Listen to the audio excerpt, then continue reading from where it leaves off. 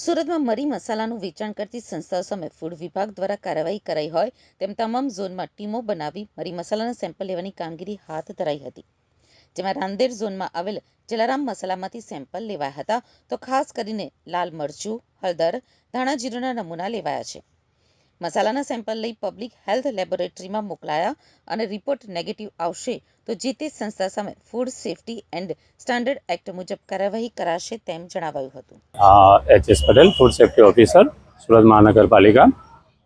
હાલમાં ઉનાળા ઋતુમાં મરી મસાલાનો સૌથી વધારે વેચાણ થતું હોવાથી અને સૌથી વધારે ઉનાળામાં આ મરી મસાલા ભરતા હોય ગૃહિણીઓ ઘરમાં, એના માટે ડેપ્યુટી કમિશનર અને મેડિકલ ઓફિસર હેલ્થની સૂચના અન્વયે કોર્પોરેશનના દરેક ઝોનોમાં મરી મસાલાનું ઉત્પાદન એટલે ઘંટી દળતા હોય છે, છતાં તેમાંથી વેચાણ થતું હોય એમાંથી નમૂના લેવાની કામગીરી ચાલી રહી છે. કેટલી ટીમો બનાવી છે?